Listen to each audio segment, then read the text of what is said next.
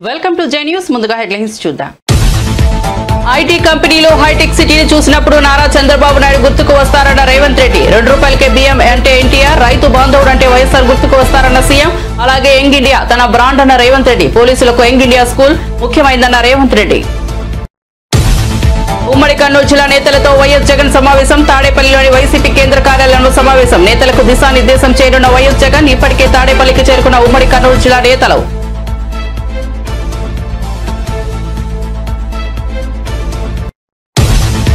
మూడు కోట్ల మందికి నాణ్యమైన సన్నబియ్యం. దేశంలోనే మొదటిసారన్న ఉత్తమ్. దొడ్డు బియ్యం దారి తప్పింది, అందుకే సన్నబియ్యం వైపు అడుగులు. ఎమ్మెల్యేపై కీలక బాధ్యత, నేరుగా పర్యవేక్షణ చేయాలని పిలుపు.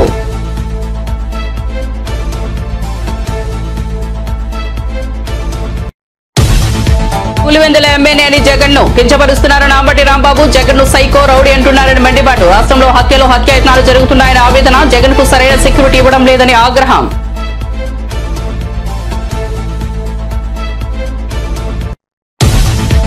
వైఎస్ భారతిపై ఐటీడీపీ కార్యకర్త అనుచిత వ్యాఖ్యలు. సోషల్ మీడియా వేదికగా అభ్యంతరకరమైన మాటలు. సీరియస్ గా స్పందించిన టీడీపీ అధిష్టానం. పార్టీ నుంచి సస్పెండ్, అరెస్ట్ చేసిన పోలీసులు.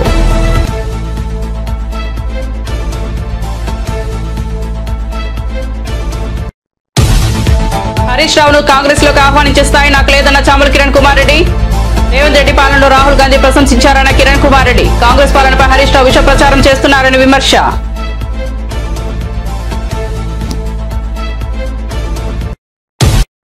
ఇక వార్త వివరాల్లోకి వెళ్తే, ఐటీ కంపెనీలు హైటెక్ సిటీని చూసినప్పుడు నారా చంద్రబాబు నాయుడు గుర్తుకు వస్తారని తెలంగాణ ముఖ్యమంత్రి రేవంత్ రెడ్డి అన్నారు. మొట్టమొదటిసారి ₹2కే ఎన్టీఆర్ బియ్యం పథకాన్ని ప్రవేశపెట్టారని, దానిని తీసుకున్న ప్రతి పేదవాడు ఆయనను గుర్తు చేసుకుంటున్నారని అన్నారు. జలయజ్ఞం, రైతు బాంధవుడిగా వైఎస్ఆర్ ప్రజల మధ్యలో నిలిచిపోతారని అన్నారు. తన బ్రాండ్ యంగ్ ఇండియా అని ఆయన స్పష్టం చేశారు. విశ్లేషకులు, విమర్శకులు ప్రజలకు తాను ఒకటే చెప్పదలుచుకున్నానని, యంగ్ ఇండియానే తన బ్రాండ్ అని ఆయన అన్నారు. ఎలాంటి బ్రాండ్ లేకుండా గుర్తింపు లేని ముఖ్యమంత్రిగా ఉంటారని కొందరు తనను ప్రశ్నిస్తున్నారని, దానికి సమాధానంగా యంగ్ ఇండియా తన బ్రాండ్ అని చెప్పారు.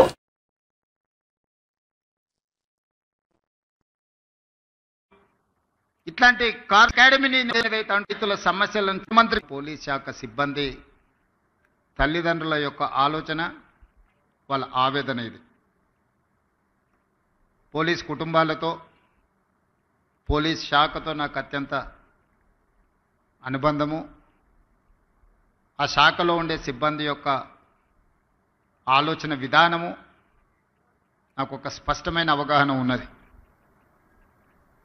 ఎన్నికల సందర్భంలోనే ఎలక్షన్ మేనిఫెస్టోలో నేను ఈ విషయాన్ని పొందుపరచడం జరిగింది. అప్పుడు పోలీస్ శాఖ సిబ్బంది కానీ, రాజకీయ నాయకులు కానీ దీని మీద ఎవరు ప్రత్యేకంగా దృష్టి పెట్టలేదు. ఎందుకంటే ఎన్నికల్లో ఇచ్చే హామీలకు ఎన్నికల తర్వాత, ఫలితాలు వచ్చిన తర్వాత పెద్దగా ప్రాధాన్యత ఉండదు అన్న ఆలోచన ఉందేమో, అందుకే ఎవరు దీని మీద పెద్దగా దృష్టి పెట్టలే. కానీ దేశ స్వతంత్రం వచ్చిన తర్వాత మొట్టమొదటి ప్రధానమంత్రి పండిత్ జవహర్లాల్ నెహ్రూ గారు ఈ దేశం యొక్క సమస్యను, భవిష్యత్ తరాల యొక్క అవసరాలను గుర్తించి ఆనాడు పండిత్ జవహర్లాల్ నెహ్రూ గారు బిజిలీ, పానీ, సడక్,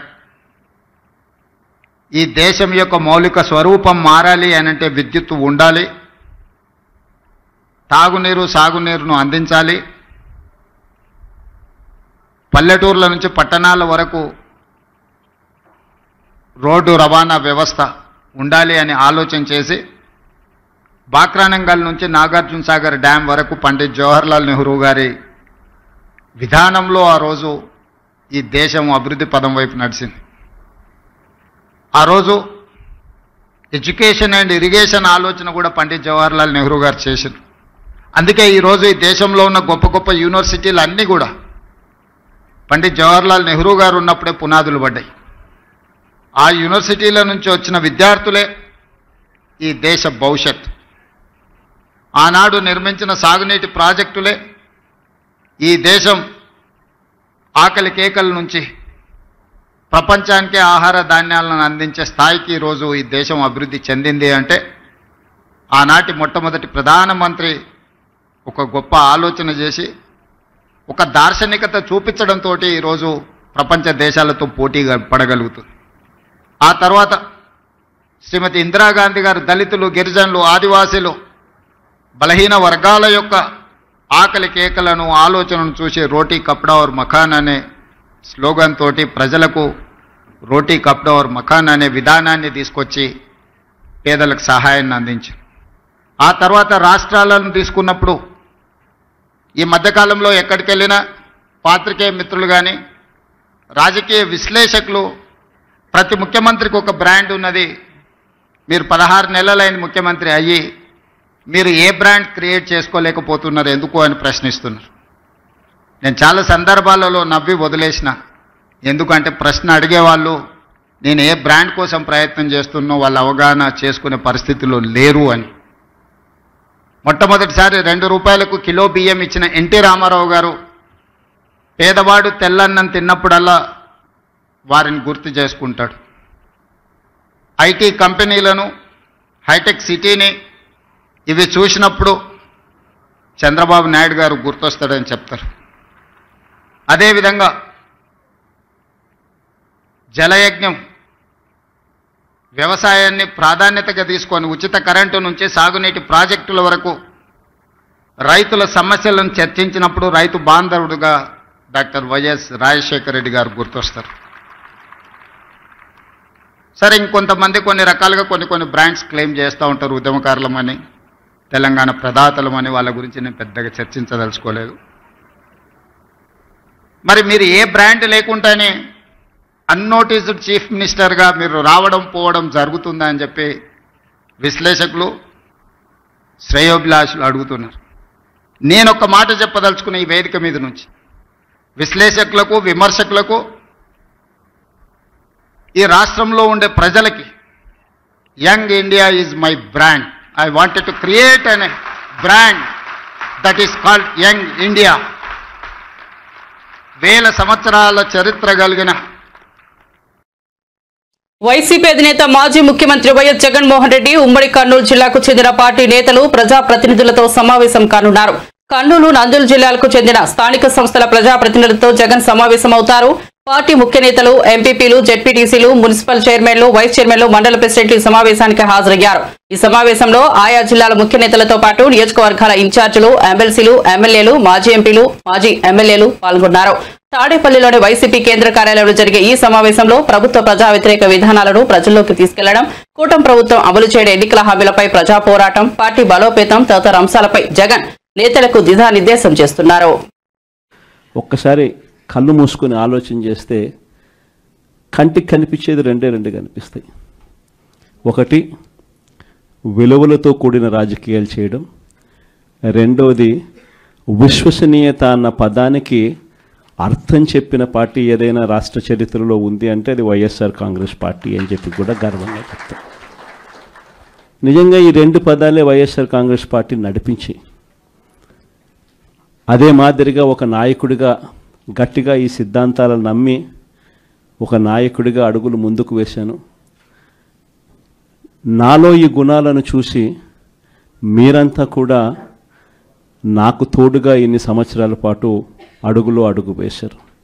ఈరోజు నేను ఒకటి చెప్తా ఉన్నా, రాజకీయాలలో గెలుస్తాం, ఓడిపోతాం, ఇది వేరే విషయాలు. కానీ ఈ రోజుకి కూడా ఖచ్చితంగా ఒకటైతే చెప్తాను, వైఎస్ఆర్ కాంగ్రెస్ పార్టీకి సంబంధించిన ఏ నాయకుడైనా కూడా, ఏ జెడ్పీటీసీ అయినా, ఏ ఎంపీటీసీ అయినా, ఏ సర్పంచ్ అయినా, ఏ వార్డు మెంబర్ అయినా, ఏ కార్యకర్త అయినా కూడా, జిల్లా స్థాయి నుంచి గ్రామ స్థాయి వరకు ఏ నాయకుడైనా, ఏ కార్యకర్త అయినా కూడా గర్వంగా కాలర్ ఎగరేసుకొని ఏ ఇంటికైనా వెళ్ళి ఆ ఇంట్లో చిక్కటి చిరునవ్వుల మధ్య వాళ్ళ ఆశీస్సులు తీసుకునే కెపాసిటీ, వాళ్ళ ఆశీస్సులు తీసుకునే పరిస్థితి ఏ నాయకుడికైనా ఉంది అని అంటే అది ఒక్క వైఎస్ఆర్ కాంగ్రెస్ పార్టీ నాయకులకు మాత్రమే ఉందని గర్వంగా చెప్పగలం. ఎందుకనంటే మనం రాకమునుపు రాజకీయాలు ఒక మాదిరిగా ఉండి, మనం వచ్చిన తర్వాత రాజకీయాలకు అర్థం ఇది అని చెప్పి తిరగరాసిన చరిత్ర ఏ పార్టీకైనా ఉంది అని అంటే అది ఒక వైఎస్ఆర్ కాంగ్రెస్ పార్టీకి మాత్రమే ఉంది అని కూడా గర్వంగా చెప్పగలుగుతాం. మనమంతా ప్రజల తరపున వాళ్లకు తోడుగా నిలబడాల్సిన సమయం వచ్చింది. గ్రామ స్థాయి నుంచి మనం బలోపేతం, మళ్ళీ ఆర్గనైజ్డ్గా బలోపేతం జరగాలి. జిల్లా స్థాయిలోనూ, మండల స్థాయిలోనూ, గ్రామ స్థాయిలోనూ, ప్రతి స్థాయిలోనూ కూడా మనమంతా కూడా క్యాడర్ను. టీడీపీ నేతలపై మాజీ మంత్రి వైసీపీ నేత అంబటి రాంబాబు తీవ్ర ఆగ్రహం వ్యక్తం చేశారు. ముఖ్యమంత్రిగా పనిచేసిన జగన్ ను సైకో, రౌడీ అంటున్నారని మండిపడ్డారు. ఇష్టం వచ్చినట్లు మాట్లాడుతున్నారని దుయ్యబట్టారు. రాష్ట్రంలో హత్యలు, హత్యాయత్నాలు జరుగుతున్నాయని అన్నారు.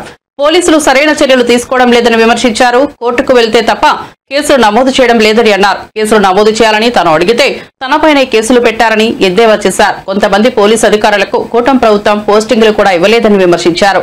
ఎన్నికల సమయంలో ఇచ్చిన హామీలను ముఖ్యమంత్రి చంద్రబాబు నిలబెట్టుకోలేదని, చీటర్ అనే బిరుదు ఆయనకు సరిపోతుందన్నారు. రకరకాల కామెంట్స్ చేసేటటువంటి పరిస్థితులు మనం చూస్తున్న నేపథ్యంలో ఈరోజు కొన్ని విషయాలు మీ ముందుకు తీసుకురావాలనే ఉద్దేశంతో ఈ మీడియా సమావేశాన్ని ఏర్పాటు చేయడం జరిగింది. రాప్తాడు నియోజకవర్గంలో అసలు ఏం జరుగుతుంది, దీనిలో రామగిరి మండలంలో అసలు ఈ హత్యకు ప్రధానమైన కారణం ఏమిటి అనేది కొంత తెలుసుకోవాల్సిన అవసరం ఉన్నది. రామగిరి మండలంలో ఎంపీపీ ఎన్నిక 27వ తారీఖున జరగాలి. ఎందుకు జరగాలి అంటే అక్కడ ఉన్నటువంటి ఎంపీపీ మరణించటం వలన అక్కడ ఎన్నిక జరగవలసినటువంటి అనివార్యమైన పరిస్థితి ఏర్పడింది. దానికి తెలుగుదేశం పార్టీ పోటీ పెట్టింది. అసలు పోటీ ఎందుకు పెట్టిందో ప్రజాస్వామ్యంలో ఎవరికి అర్థం కాదు. ఎందుకని ఆ మాట అంటున్నానంటే, ఈ రామగిరి మండలంలో 10 ఎంపీటీసీలు ఉన్నాయి. దీనిలో జరిగినటువంటి ఎన్నికల్లో, పూర్వం జరిగిన ఎన్నికల్లో 9 వైఎస్ఆర్ కాంగ్రెస్ పార్టీ గెలిచింది. కేవలం ఒకే ఒక్క సీటుని తెలుగుదేశం పార్టీ గెలుచుకుంది. ఎంపీపీ మరణంతో, సహజ మరణంతో ఎన్నిక వచ్చింది. ఏమంటే ఒకటి గెలుచుకున్న వాళ్ళు పోటీ పెట్టి ఏం చేయాలనుకుంటున్నారు నాకు అర్థం కాలేదు. పోటీ పెట్టారు, పోటీ పెట్టి ఏం చేయాలనుకుంటున్నారు, కొనాలనుకున్నారు. అది శాసనసభ్యుడు ప్రకాష్ రెడ్డి గారు వెళ్ళి వాళ్ళ 6గురిని కూడా తెచ్చుకుని మళ్ళా దాచుకుంటే మళ్ళీ నెక్స్ట్ రోజు మళ్ళీ వాయిదా పడింది. హత్తిల్లో కూడా మొత్తం హత్తిల్లో ఉన్నటువంటి పరిస్థితులు ఏంటంటే తణుకు నియోజకవర్గంలో సైకో అంటానండి. అలాగే మరో మంచి సత్యకుమార్ జీవితంలో నిజం ఎప్పుడు చెప్పడంట జగన్మోహన్ రెడ్డి గారు. ఈయన చెప్తాడు, చంద్రబాబు చెప్తాడు, ఇంకెప్పుడు చెప్పరు. చంద్రబాబు మాత్రం నిజాలు చెప్తాడు. జగన్మోహన్ రెడ్డి గారు సైకో అంటాడు. మరి ఈయనెవరయ్యా నాకు అర్థం కాలేదు. చంద్రబాబు నాయుడు గారు చీటర్ కదా, ఎన్ని మోసాలు చేశాడు ఈ రాష్ట్రంలో, ఈ దేశంలో ఎన్ని పార్టీలు ముంచాడు, ఇచ్చిన హామీలన్నింటినీ కూడా ముంచినటువంటి పెద్ద చీటర్ చంద్రబాబు నాయుడు కాదని అడుగుతా ఉన్నా. మమ్మల్ని అంతవేనా, మీ చీటర్ గురించి మాట్లాడరా? ఇవాళ ఇంత దారుణమైనటువంటి పరిస్థితి రాష్ట్రంలో నెలకొల్పుంటే, ఎంత దారుణమని నాకు అర్థం కాదు. రౌడీజం చేస్తారు, కొడతారు, హత్యలు చేస్తారు, హత్య ప్రయత్నాలు చేస్తారు. పలనాడు జిల్లాలో నేను రిప్రజెంట్ చేసినటువంటి జిల్లా ఇంతకు ముందు గ్రామాలు వదిలిపెట్టి వెళ్ళిపోయారండి. ఎన్నికలు జరిగిన తర్వాత రక్షణ లేక వెళ్ళిపోతే తిరిగి రావడానికి వీలైనటువంటి పరిస్థితులు ఇవాళ కూడా పల్నాడులో కొనసాగుతూ ఉన్నాయి. దీనికి బాధ్యులు ఎవరు? పోలీసు వ్యవస్థ కాదని అడుగుతా ఉన్నా. పోలీసు వ్యవస్థని మీ గుప్పెట్లో పెట్టుకొని ఇవాళ రౌడీజం చేస్తున్నది నారా చంద్రబాబు నాయుడు గారి ప్రభుత్వం కాదని అడుగుతా ఉన్నా. దీని మీద జగన్మోహన్ రెడ్డి గారు కామెంట్ చేశారంట. అయ్యా, తప్పు చేసిన వారిని శిక్షిస్తాం, శాశ్వతంగా ఈ ప్రభుత్వమే ఉండదు. గతంలో కూడా అనేక సందర్భాల్లో చూశాం. మా ప్రభుత్వం అలా వస్తుంది, అధికారంలోకి వస్తాం, ఇవాళ తప్పు చేసిన ప్రతి వ్యక్తిని కూడా శిక్షిస్తాం చట్టపరంగా అని చెప్తే తప్పంట. దానికి ఏదో మాట్లాడుతున్నారు. హోంమంత్రి గారు వచ్చి మాట్లాడుతున్నారు. హోంమంత్రి గారు ఇష్టం వచ్చినట్టు మాట్లాడుతున్నారు. సరే, హోంమంత్రి గారు మాట్లాడటంలో నెంబర్ 1, దానిలో అనుమానం లేదు. మైక్ ముందు నెంబర్ 1గా మాట్లాడతారు. చివరికి ఎస్ఐని కూడా ట్రాన్స్ఫర్ చేసే పవర్ లేదు దానికి. హోంమంత్రి గారికి చెప్తున్నా, సరే హోంమంత్రి గారు చెప్పడం అనవసరం, అంతా చూస్తున్న లోకేష్ గారికి చెప్తున్నా, మీ ఇష్టం వచ్చినట్టుగా పోలీసు రాజ్యం చేయాలని ప్రయత్నం చేస్తే రోజులు ఎప్పుడు ఒకలాగా ఉండవు. బీఆర్ఎస్ సీనియర్ ఎమ్మెల్యే హరీష్ రావును కాంగ్రెస్ పార్టీలోకి ఆహ్వానించే స్థాయి తనకు లేదని భువనగిరి లోక్సభ సభ్యుడు చామల కిరణ్ కుమార్ రెడ్డి అన్నారు. అయితే బీఆర్ఎస్ లో మాత్రం ఆయనది వన్ సైడ్ లవ్ అని ఎద్దేవా చేశారు. కేసీఆర్ మీద హరీష్ రావుకు ప్రేమ ఉందని, కానీ ఆయన మామకు మాత్రం ఈయనపై ప్రేమ లేదని వ్యాఖ్యానించారు. తెలంగాణలో రేవంత్ రెడ్డి పాలనలో తమ పార్టీ అగ్రనేత రాహుల్ గాంధీ ప్రశంసించారని ఆయన తెలిపారు. హైదరాబాద్ లో నిర్వహించిన మీడియా సమావేశంలో ఆయన మాట్లాడుతూ అహ్మదాబాద్ లో నిర్వహించిన ఏఐసీసీ సమావేశంలో తెలంగాణ ప్రభుత్వానికి రాహుల్ గాంధీ కితాబిచ్చారని అన్నారు. కాంగ్రెస్ పాలనపై హరీష్ రావు విష ప్రచారం చేస్తున్నారని మండిపడ్డారు.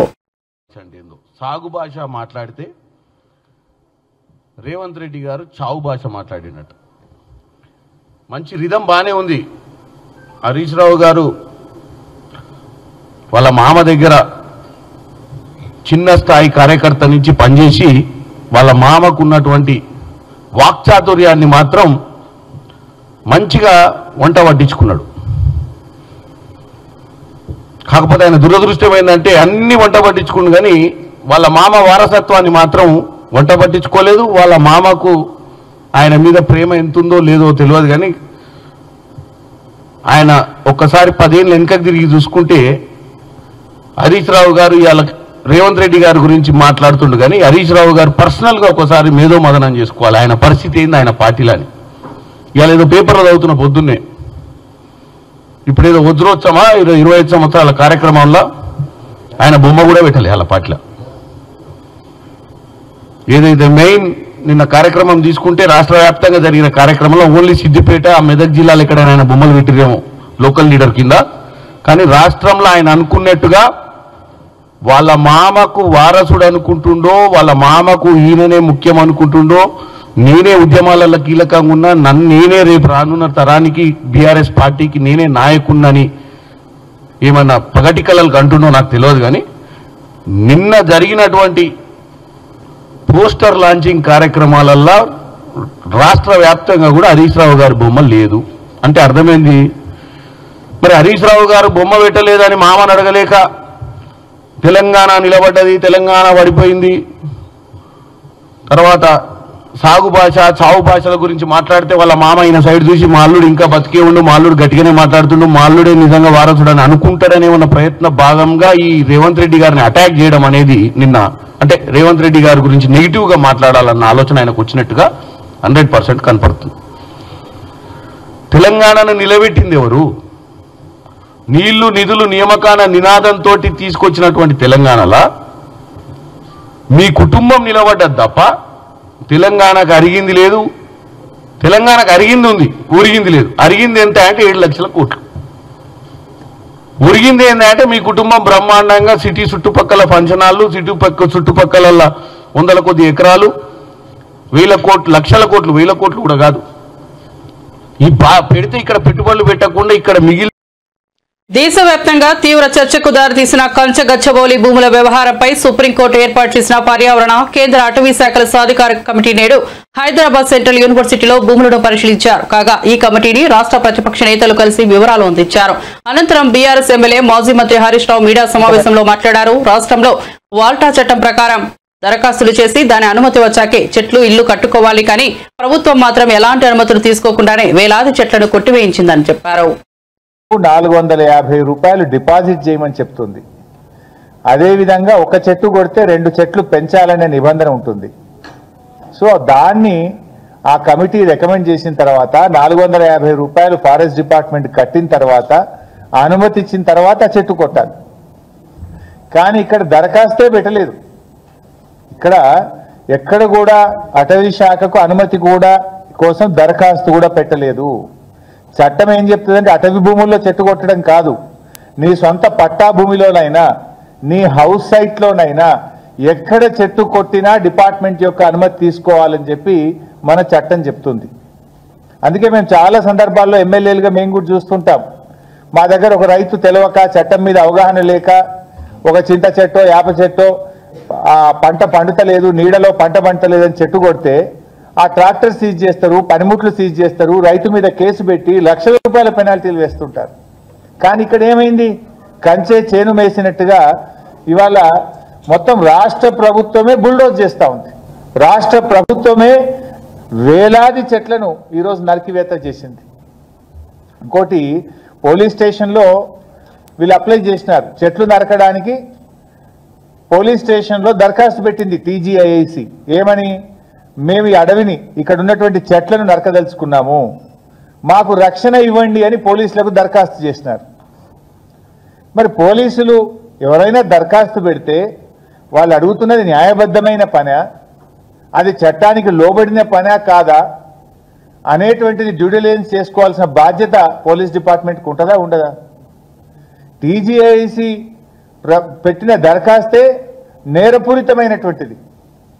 పోలీసు ఏం చేయాల్సి ఉండే?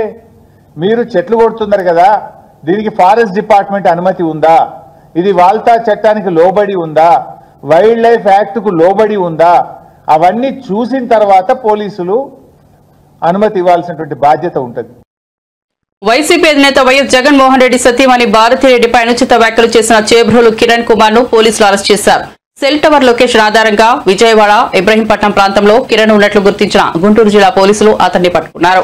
సోమవారం రోజున వైఎస్ భారతిపై నిందితుడు అనుచిత వ్యాఖ్యలు చేశాడు. అతని వ్యాఖ్యలు సోషల్ మీడియాలో వైరల్ గా మారడంతో విషయం కాస్త టీడీపీ పెద్దల వరకు చేరింది. ఈ మేరకు సీఎం చంద్రబాబు ఆదేశాలతో శుక్రవారం కిరణ్ కుమార్ ను పార్టీ నుంచి సస్పెండ్ చేస్తూ అధిష్టానం ఆదేశాలు జారీ చేసింది. అలాగే నిందితుడిని వెంటనే అరెస్ట్ చేయాలని గుంటూరు జిల్లా పోలీసులకు ఏపీ ప్రభుత్వం ఆదేశాలు ఇచ్చింది. దీంతో కిరణ్ కుమార్ లొకేషన్ గుర్తించిన పోలీసులు వెంటనే ఎన్టీఆర్ జిల్లా ఇబ్రహీంపట్నం చేరుకుని అరెస్ట్ చేశారు.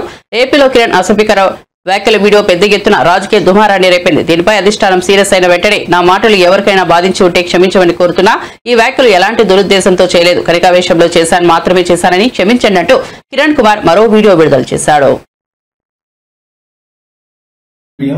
చాలా తప్పుగా మాట్లాడాను, దయచేసి అమ్మ భారతి, జగన్మోహన్ రెడ్డి గారికి మీ ఇద్దరు కూడా దయచేసి నేను నిజం చెప్తున్నాను, నేను అన్నమాట చాలా తప్పు. మీ భారతి గారి కాళ్ళు పట్టుకుని నేను ఒక ఆడ వారి గురించి ఇలాగ మాట్లాడటం నా తప్పు, దయచేసి మీ కాళ్ళు పట్టుకుని నేనైతే క్షమించండి. నేనైతే క్షణికావేశంలో ఈ మాట అనాల్సి వచ్చింది, క్షమించి దయచేసి నేనైతే ఈ రోజు మాట్లాడిన మాటలకి ఒక ఆడవారిని ఇలాగ మాట్లాడిన తర్వాత నేనైతే మాత్రం దయచేసి క్షమించండి ప్లీజ్. నేనైతే ఇంకనైతే వీడియోలు చేయదలుచుకోలేదు. నేను చేసిన పొరపాటు జీవితంలో ఇంకా నేనైతే చేయదలుచుకోలేదు. తెలంగాణ ప్రభుత్వం అమలు చేస్తున్న సన్న బియ్యం పంపిణీ పథకం దేశవ్యాప్తంగా మరెక్కడా లేని విధంగా విస్తృతంగా కొనసాగుతోందని మంత్రి ఉత్తమ్ కుమార్ రెడ్డి తెలిపారు. ఈ పథకాన్ని పూర్తి పర్యవేక్షణతో నిర్వహించాలన్నది ప్రభుత్వ లక్ష్యమని ఆయన పేర్కొన్నారు. ఇది సామాన్య ప్రజల జీవన ప్రవాహాన్ని మెరుగుపరిచే గొప్ప కార్యక్రమం. 3 కోట్ల మందికి ప్రతినిధిగా నాణ్యమైన సన్న బియ్యం పంపిణీ చేస్తున్న ఏకైక రాష్ట్రం మన తెలంగాణ.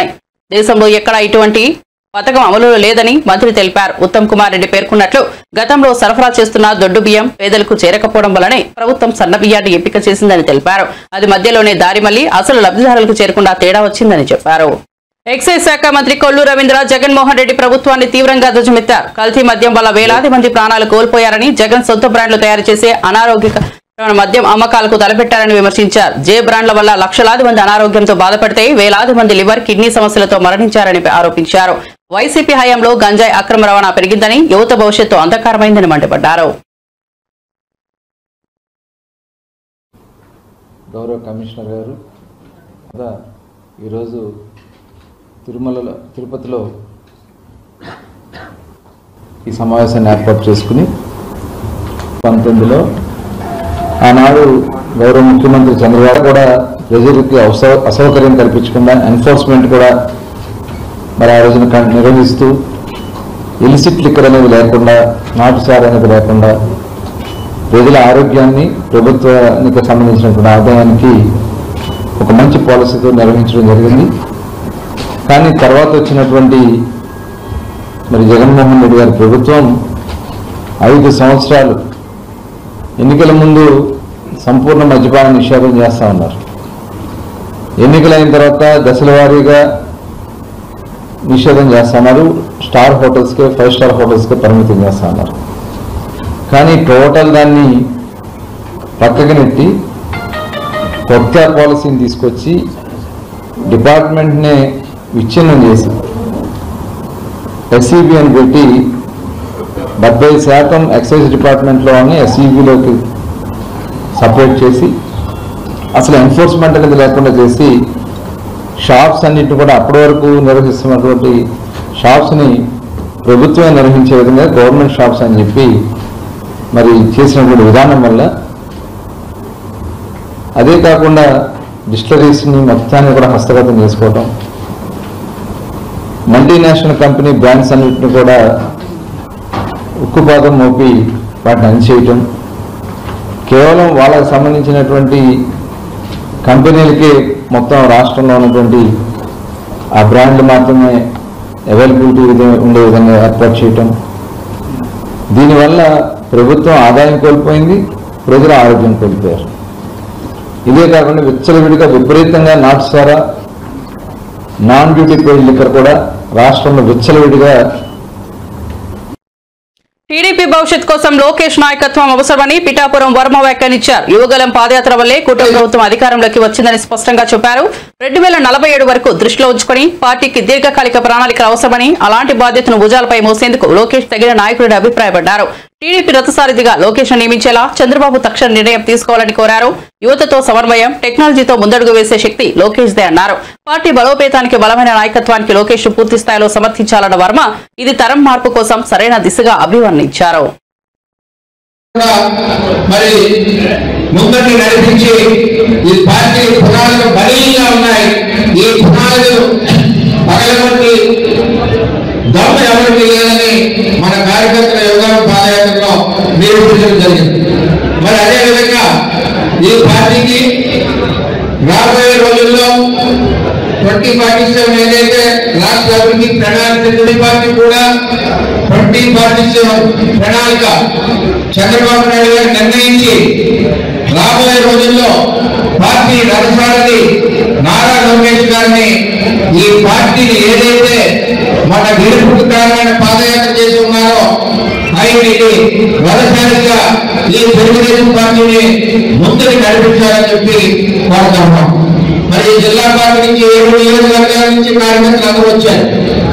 మరి మనకి పార్టీకి ప్రణాళిక ఉండాలా కావాలా, దీని ద్వారా మనం అధ్యక్షుడు తెలియజేద్దాం. పార్టీకి భవిష్యత్ ప్రణాళిక ఉండాలి, భవిష్యత్ తరం నాయకులు మరి నారా లోకేష్ గారు ఉండాలి అన్న వాళ్ళందరూ కూడా చేతులుగా కోరుతా ఉన్నాం. నారా లోకేష్ గారి నాయకత్వం, చంద్రబాబు. హైదరాబాద్ సెంట్రల్ యూనివర్సిటీ భూములపై రేవంత్ రెడ్డి చేసిన వ్యాఖ్యలపై బీఆర్ఎస్ నేత మన్నె క్రిషాంక్ తీవ్రంగా స్పందించారు. యూనివర్సిటీ భూములంటే బరాబర్ కొట్లాడతామని స్పష్టం చేశారు. యూనివర్సిటీని షిఫ్ట్ చేస్తామన్నది ఆయన తండ్రి జాగీరు కాదు అన్నారు. హెచ్సియు భూములపై 10,000 కోట్ల ల్యాండ్ స్కామ్ చేయాలని రేవంత్ రెడ్డి యత్నిస్తున్నారని ఆరోపించారు. చెట్లను నరికి వన్యప్రాణులను భయపెట్టి 3 జింకల మరణానికి కారణమైన ఈ చర్యలపై ఎలాంటి కేసులు పెడతారని ప్రశ్నించారు. జింకల ఫోటోలు పెడితే మాత్రం కేసులు పెడతారా అంటూ మండిపడ్డారు. రేవంత్ రెడ్డి డిస్ట్రిక్షన్, డెమోలిషన్, డైవర్షన్స్ చేసిన వ్యక్తి కానీ తాము ప్రజల కోసం పోరాటం చేయడం మాత్రమే తెలుసునని చెప్పారు. యూనివర్సిటీస్ ల్యాండ్స్ అంటే బరాబర్ కొట్లాడతాం. తర్వాత కొత్త కథ, మేము యూనివర్సిటీనే షిఫ్ట్ చేస్తాం. నీ అయ్య జాగిరా, నువ్వు రాగానే అమ్మకానికి పెట్టి 10,000 కోట్లు దాని మీదకి వెళ్ళి తీసుకొని ఫ్రాడులెంట్గా తీసుకొని వాళ్ళ ఐసిఐసిఐ బ్యాంక్ వాళ్ళు తనలాడతారు, వాళ్ళకి ఇబ్బందులు అవుతాయి. అండ్ ఇదంతా కూడా మళ్ళీ ఏంది, ఇవాళ ఎందుకు ఇంత కూడా సీన్ చేయడం అంటే రేపెల్లుండి కేటీఆర్ గారు నీ భాగవతం బయట పెడుతున్నారు కాబట్టి, నీ ల్యాండ్ స్కామ్ బయట పెట్టబోతున్నారు కాబట్టి ఎట్లా డైవర్ట్ చేయాలి, ఎట్లా డైవర్షన్ చేయాలి, డిస్ట్రక్షన్, డిమాలిషన్, డైవర్షన్, ఇవి ఒక్కటి మాత్రమే రేవంత్ రెడ్డి గారికి తెలుసు. సో మాకు తెలిసింది పోరాటమే. నువ్వు చేయలేని తెలంగాణ ఉద్యమం మేము చూడని జైలా, మేము చూడని కేసులా, మేము చూడని విచారణ. మరిన్ని అప్డేట్స్ కోసం చూస్తూనే ఉండండి జే న్యూస్.